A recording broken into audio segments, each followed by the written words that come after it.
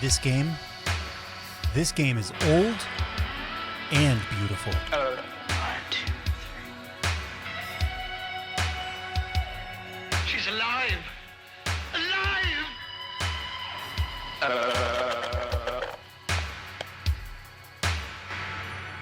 So, what would you little maniacs like to do first? Let's play GG Aleste, the M2 port. Just a quick clear, then we can get down to business. Now this is a goddamn Zerolux 1cc out loud. I'm outside of space and time. I don't need to sleep.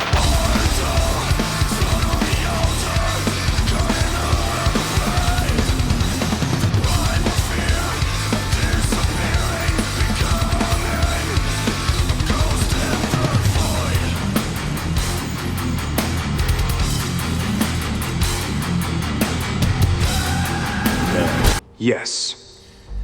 Yo, what's up? It's Zerolux. Welcome to another 1cc Out Loud. This is my GG Aleste 1 clear. GG Aleste being a compiled joint from way back in 1991, but here on this run, I'm actually playing the 2022 version that was released on the Switch. And one of the cool things about this clear was that I actually got this in handheld mode, which is no easy task because playing on the Switch in handheld mode is like something I'm doing usually while I'm in bed, you know, getting ready to go to sleep or something like that. So I don't get a lot of clears that way, but this was a Game Gear game, which was a handheld system. I think that this game lent itself to handheld mode on the Switch, and it's just a natural place to play it, and it's a natural way to play it. So I think that worked out for me. So, you know, this isn't really what I would consider a good clear. This is just really a reason for me to be able to talk to you guys. I was talking to Samsonite and I was basically saying, you know, I think 1cc's Out Loud or 1cc's with commentary are really just like mini podcasts now. And I really like it because there's a lot of conversation happening in parallel on ShmupTube. I don't even know if I'm going to talk about the game while we're doing this right here. I probably should a little bit. This game is beautiful, and it's beautiful for its place in time. In 1991, to have a game that looked this good on the Game Gear is an amazing feat, if you ask me. You know, just think of it. This shmup holds up today, and Compile is really like one of the mainline shmup franchises, right? And we're hoping that that continues on because we're still waiting for ggaleste and we're still waiting for Aleste Branch. If those two games still come out, then that will continue the legacy of this franchise. What I'm trying to say is when you're sitting down to play a shmup, you know, you might be like, all right, I feel like playing a Rising game, or I feel like playing a Psycho game, or I feel like playing a Konami shmup, or I feel like playing a Cave shmup. But sometimes you're just in that Compile mood, right? It could be GG Aleste 1, 2, or now 3, which is the newest sequel to the old GG game series, which was developed by M2. Pretty damn good addition to the legacy there. You could play things like Super Aleste on the Super Nintendo. You've got Senjin Aleste, which is kind of trapped in Techno Parrot land. But, you know, you've got Musha Aleste on the Sega Genesis / Mega Drive. And it's just a vibe. It's a feeling. It's a type of game. It's got a specific aesthetic and graphics, and there's a simplicity to all of them. But specifically, the simplicity of this game, it just kind of tells you how it's simple. It's got one button, and that's your shot. And the only thing that you're worrying about is powering up your shot by gathering up those Ps and changing your shot in situations or changing your shot due to your preference and how you're playing. And that's really it. The rest of it is you either routing or reacting. And, you know, speaking of that, I will say, I really do think that this game is a good one for shmup beginners to put on their list of games to give a shot when you're first jumping into the genre. Because I will say, I don't think this is very difficult to clear. Probably the hardest aspect of this clear is the fact that it takes a while.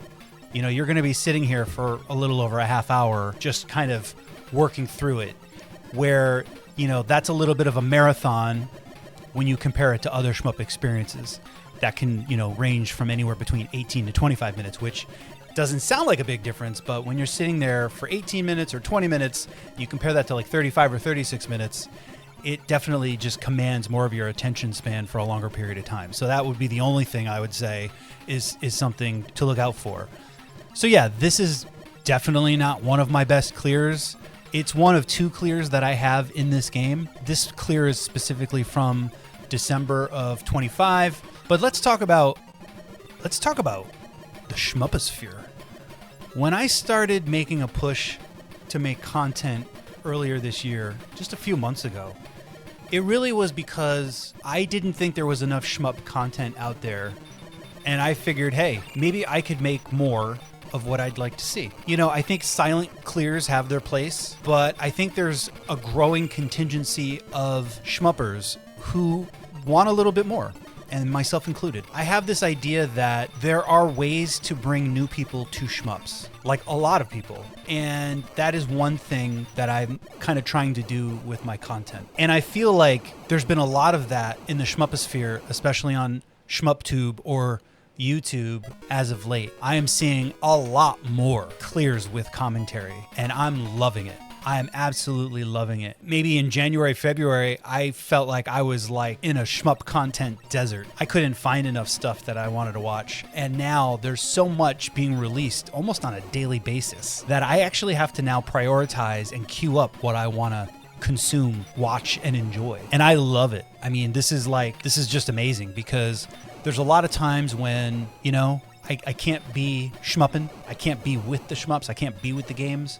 but I can listen. Sometimes just having the connection, whether it's to someone talking about it or talking about shmups, that's enough to kind of keep me, I guess you would say, satisfied, right? Again, to all the creators out there who are doing a great job adding your voice and adding your personality to your content, please keep it up because I'm out here listening and watching and enjoying. So, and I know I'm not alone. So keep at it. I think that's great. The other thing I want to say is, there's been a lot of talk about beginners and people coming into the genre. And, maybe sometimes people feel like it's been a little gatekeepy and things like that. And I just want to say, I feel like sometimes it's easy to forget that we were all beginners at some point, right? You get some clears under your belt, you get some confidence, you're feeling good about yourself.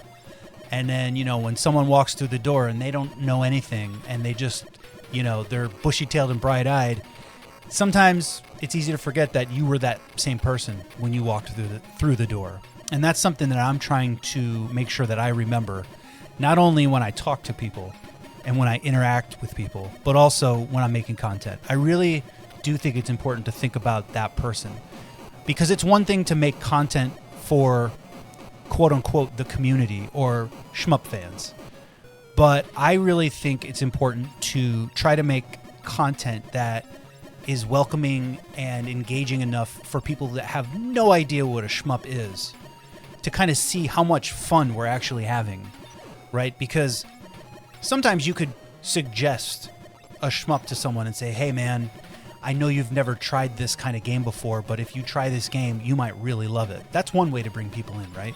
Word of mouth, here's a recommendation. But sometimes it might just be someone's video and it might be someone's commentary.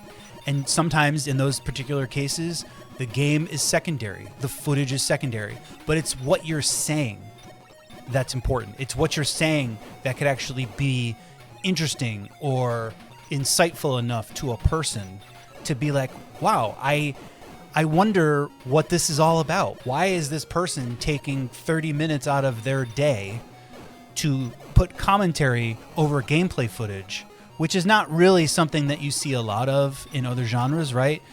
It's kind of like a unique experience to shmups in some way.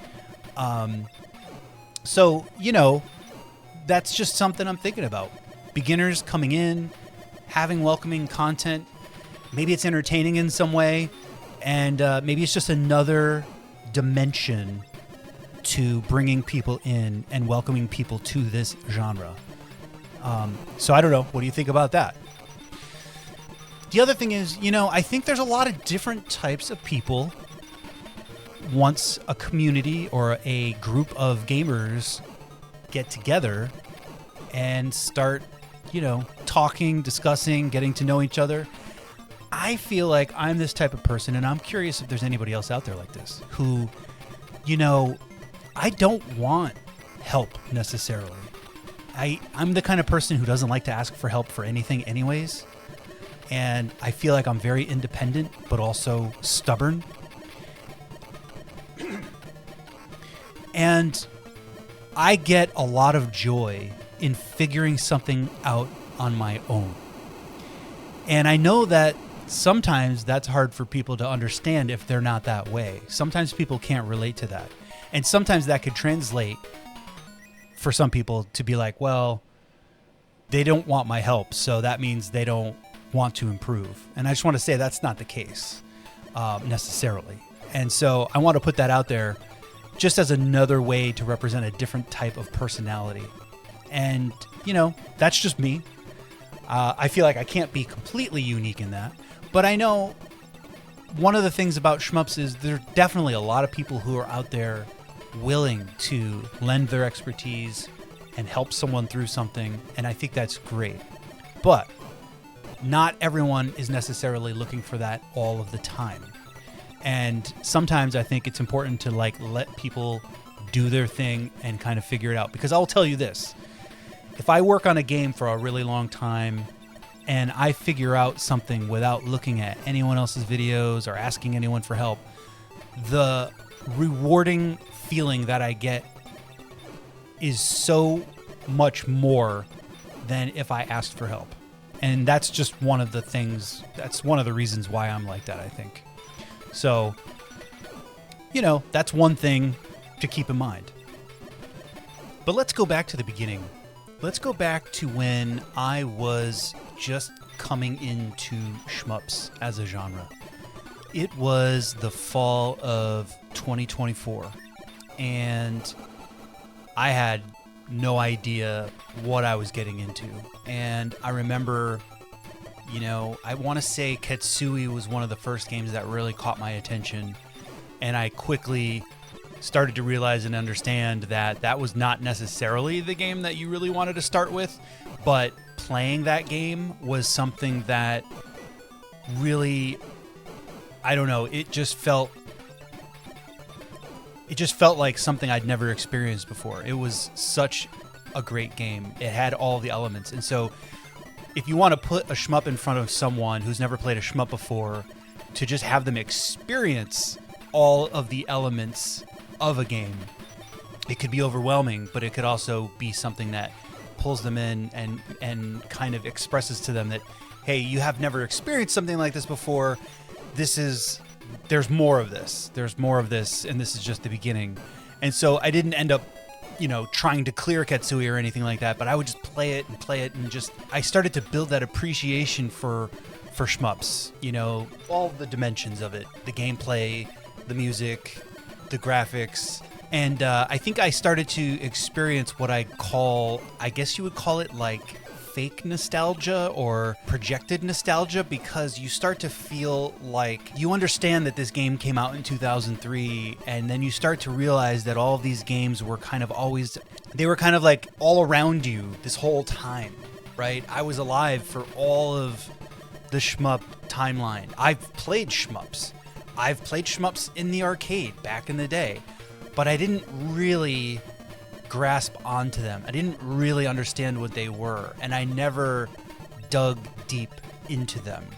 And then you're playing Ketsui, which is a 2003 game, and that's after a progression of lots of different things like bullet hell, and the craft of making those games has matured so much if you're starting with that game, and you start to get this, again, projected nostalgia. Like you start to see it all go through your head like quick flashes, like, oh yeah, Gradius and all these things, R-Type, and then you end up here, and then you start to realize, you get home and you're like, I'm on Steam, and then there's like, oh, people are still making these games, people are still releasing, versions of Ketsui on consoles and things like that. And then you're like, okay, there's something here. This thing is alive. It's not just a retro gaming thing, but that's a part of it. There's actually a flourishing to some degree, if you can call it that, because it is small and niche, but things are happening. There are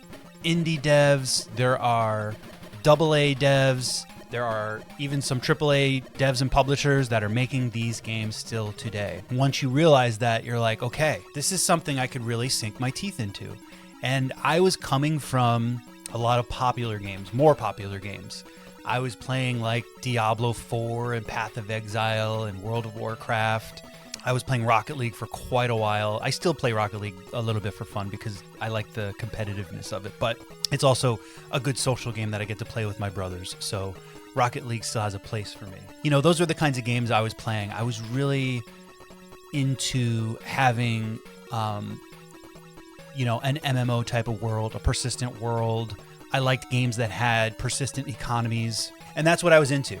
I really liked I guess you would say, games are escapism.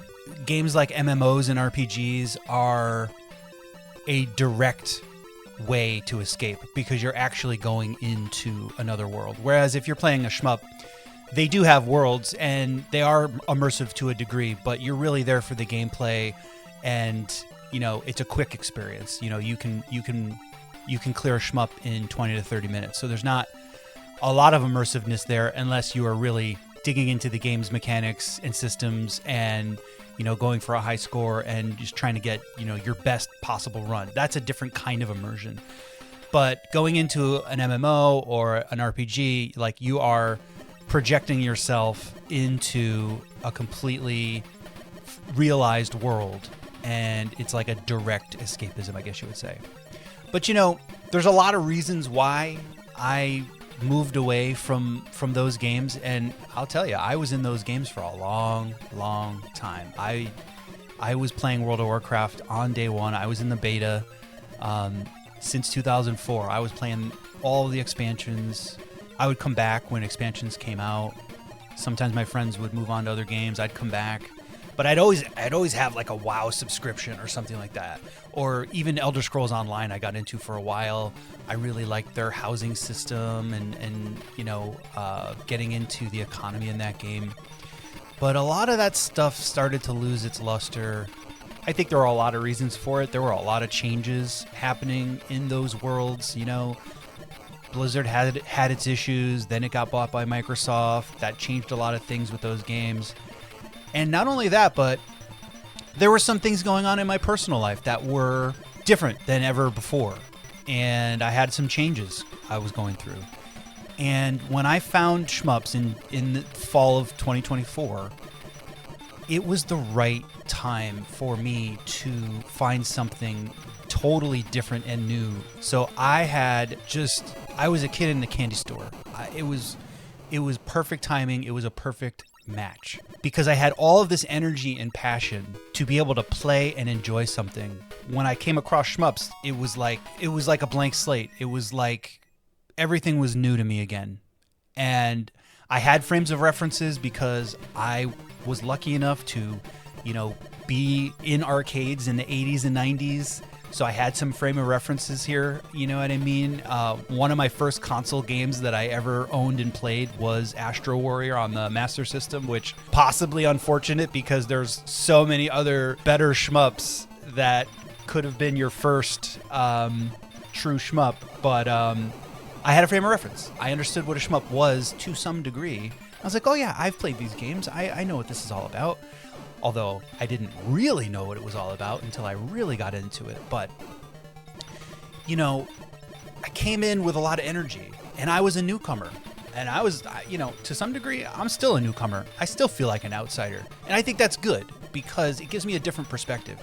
I feel like, if you're in a community for a long enough time, you might forget what it's like to be a newcomer.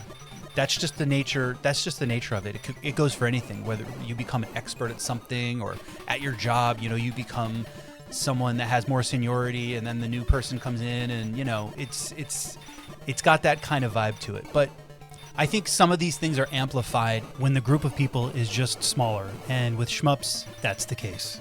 There were certain experiences that I had when I first got to Shmups where it did feel like there was some gatekeeping and there was some kind of how could I describe it? I think one time I described it as well, actually, kind of attitude. And I remember I was always streaming something on Twitch even before I got into shmups. But as soon as I got into shmups, I started streaming them on Twitch just for fun. And I remember people that were shmuppers would come in and they'd come in and say things like, well, actually, this is not this version of Mushi Himasama Futari. You're not actually playing it on this. You should actually play it on this because this.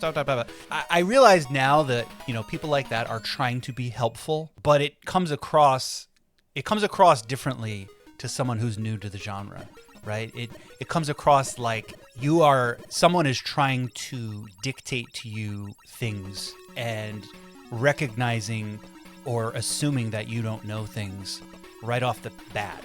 And they're offering you advice and they're offering you help, and you might not necessarily want it. And this goes back to what I was saying before about wanting to figure out things on your own. That's a personality trait that I think some people should just be aware of. That doesn't mean I'm never going to ask for help for something, but part of my journey here is to kind of just figure it out. And I think it's great that people make guides for shmups. I think it's great that there are people who are willing to lend their time and advice for shmups when people get stuck. I think that's amazing. And there are a lot of people who appreciate that. I appreciate that that's happening for other people. Also, if I could help somebody, I totally will. But when you're a newcomer, you're just kind of trying to get your bearings, trying to get a sense of what you like, what's going on, what's a good shmup to start with. I had my own experience and I had my own path, and I kind of liked it that way. I know that that's not true for everyone. Some people are really wanting to have a guided experience. Tell me what to start with. Give me a list. That's a different type of personality, but not everyone is looking for that. And I just think that it's important for people to remember that. Again, that's why I'm trying to make different kinds of videos here on my channel, because I think there's an opportunity to have an open door. Some people want lists. Some people want suggestions. Some people want recommendations. Some people want help. Some people want advice. Other people, I guess you would say, are looking for a self-guided experience. Let me look at what's out there. Let me shop around. Let me do my own research. Let me look at the games that you've played, and I will choose based on what I am into, and I'll give that a shot, and then I'll join the conversation kind of thing. I know there's a bunch of people who probably, they'll lurk for 3 months, 6 months, maybe a year before they even speak.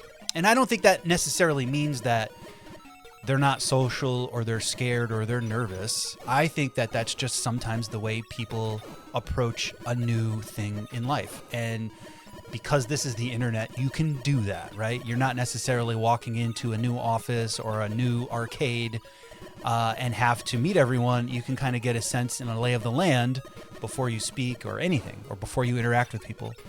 Although I do know that some people like to talk to people on the internet completely differently than they would in real life. But that's a people problem more than anything else. And again, I just think that's something important for people to remember. And there might end up being a bunch of silent people who love these games and they never speak or they never share. And I think that's great too. And this all goes back to my common theme. I think shmups really need everyone that they can get. And we know this. We've talked about this. It's come up in lots of conversations. There are not that many super players out there. And a lot of people post their best scores and their best runs after they've gone through all of the struggle, right? We don't all post our struggles. We don't all post our warts and all. Sometimes people just post the best of what they've done. So you don't necessarily know what people went through to get there. And I think Hazy Level's recent video, which is entitled How to Keep Losing, touches on some of this. And it inspired me to think about some of this too.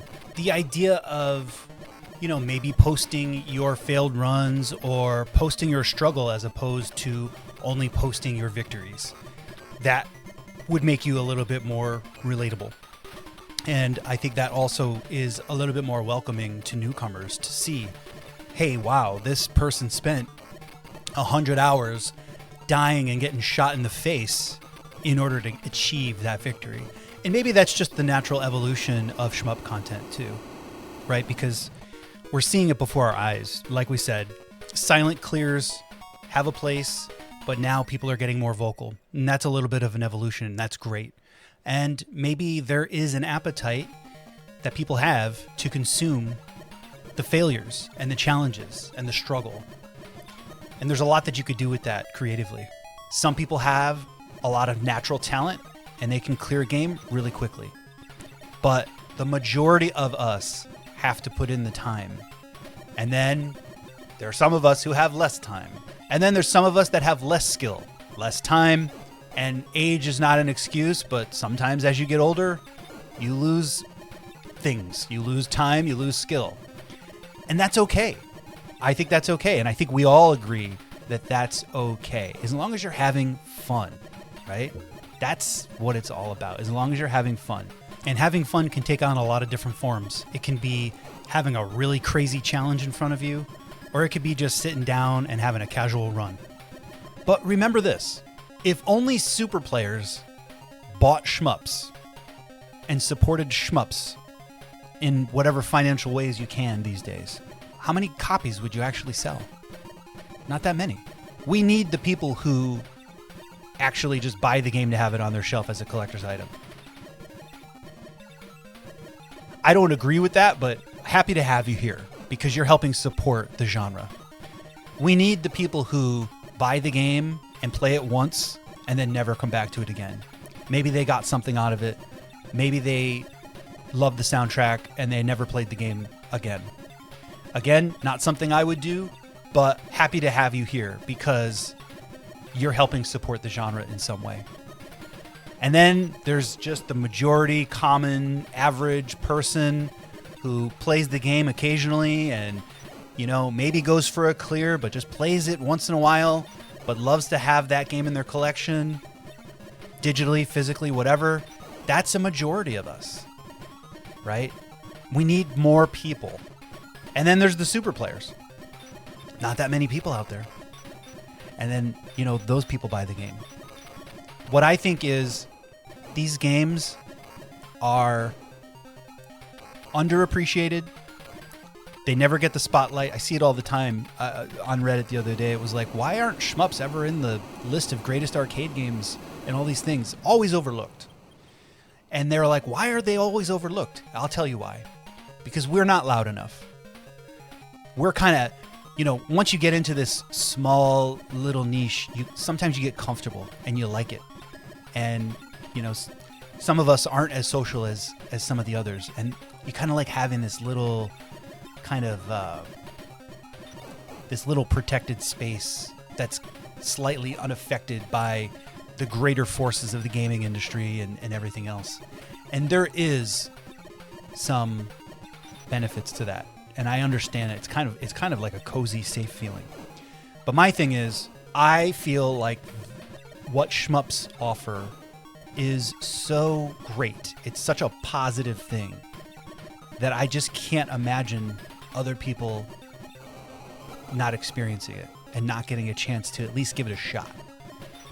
And with the state of the gaming industry as it is right now, I think there's a lot of people who are probably jaded, you know, their game, you know, let's say you're a Destiny fan, man, that whole game and that franchise, who knows, man, that went sideways. I used to be a Destiny player myself, but take that as an example. There's a ton of Destiny players out there.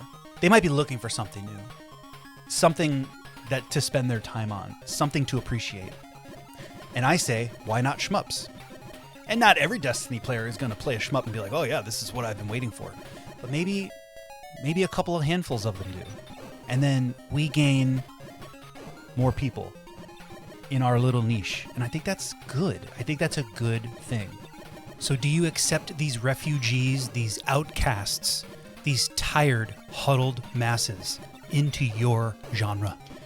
And that's kind of why I make the content that I make, because I want to have something there for people to be like, what the hell is this? And then there's something there to explain to them what some of this stuff is. And that we're having so much fun. I mean, if you watch any ShmupTube video today that's been made in the last, I don't know, 6 months, people are having a hell of a fun time, man. There's a lot of cool stuff coming out of this. What other kind of game and or genre do you have that people are just making these mini podcasts talking into a microphone while they clear a game? I don't know. I've never really, I don't really see that, really. For other game genres, what I see is like, you know, lists and people just naming games and talking about other kinds of games quickly. And I think that's fine. But I think Shmups and ShmupTube has something a little bit different. It's more of a unique, almost personality-driven element that I just don't see anywhere else. Recently, I made a short about Shmup ADD and how I'm just bouncing around different games all the time. And I think it's funny because this particular clear is really an example of that. Like, you know, I might be sitting at my PC and working on some game, and then I go and get ready for bed, and I'm just like, all right, what can I play? What should I play? And I'll just fire up GG Aleste, and you know, if I spend some time with it and then I get it clear, it's like, all right, I did that. That's something, right? But it makes me think about this other thing that I do sometimes, and I want to know if anyone else has this. Basically, when I'm thinking about what I want to play or what game I want to play next, I will go through my shmup library and I'll pick what I want to play based on whether it has a replay feature. And this is usually when I'm kind of like in a hurry and I don't have a ton of time, because, you know, if you happen to, you have this feeling in the back of your head, it's like, well, this could be the run. This could be the time I play this game and I get the 1cc. And if I'm playing a game that doesn't have a replay feature, then I'm not going to capture it and all will be lost. And so it's usually like, you know, when you're feeling lazy and you're not in the mood to get your whole setup going at the moment, but you want to make sure that you capture the clear just in case. And so that's one category that I'd like to add to my shmup library, which is replay yes, replay no. So, and what happens with that is games like Gunvein on the Switch or Viper Phase 1 on the Switch or even Gunvein on the PC, they'll get less play because of this. But since I own games like SDOJ on Switch Digital or Crimson Clover, either on PC or Switch, those games will get more play because they have the replay feature. So I could pick it up quickly and go through a run or two. And if I do well, or if I get something that I want to clip, then I have it. And I didn't have to like set up OBS or whatever. And then, I don't know if this is relatable either, but for those Switch players out there, you know, I keep a lot of my Switch games, or most of my Switch games, on the shelf in a specific room. And if I have my Switch with me where I'm elsewhere, I only have a couple of carts with me. And so I'll be like, oh man, I really want to play, let's say, Mushihime-sama on my Switch. But the cart is like all the way over there, up in that room, up in the case. I got to go find it. And so I'll be like, I'm not going to go get that game right now. And then I'll play something else. So there's a little bit of laziness to it. Another layer of detachment. And usually it's Switch-based because it's a portable system. But I don't know. Is that just me? So I will play a game depending on whether it has replays or not. And I will play a game whether I can access the physical game cartridge quickly enough or not. I don't know. Maybe that's weird. Then, you know, talking about making content, I really just want to say it's been really great to have conversations with everyone in the comments on my videos and on other people's videos.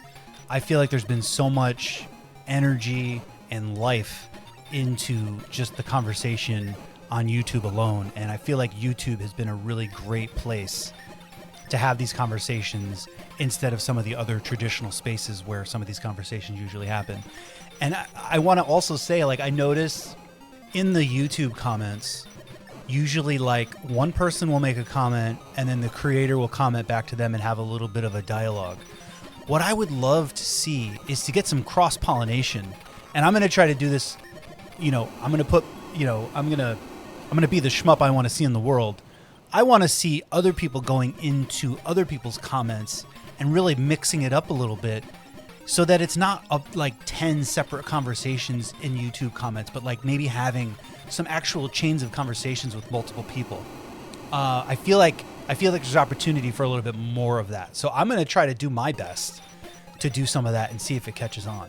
So look for me in your comments section coming soon. And then just in general, I feel like there's been a lot of really great energy from shmup creators. People are kicking out the jams. They are uploading their clears. They are uploading their commentary. And it's just great to see. I don't know. I don't know what it is, Maybe it's the change of the weather. Spring has sprung. Summer's on the way. And people are feeling a little bit more energetic. There's been more sun out there. I don't know. Whatever it is, I just hope that it keeps up because I am a shmup content consumer. I've been a shmup content consumer before I was a creator. And I'm just enjoying it, man. I'm just totally enjoying it. And so, back to GG Aleste here. I mean, again, this game created in 1991 on a handheld system, and it looks this beautiful. And I am choosing to spend my time playing a game like this over anything else. And I feel like that is a testament to the genre, and that is a testament to this franchise and series. It's just amazing. It's a beautiful game with beautiful pixel art, and it's got amazing music. And it's all of its time. But we're sitting here and just enjoying this today. This kind of game design, this look and feel, this simplicity, it's timeless. This is really what it is all about.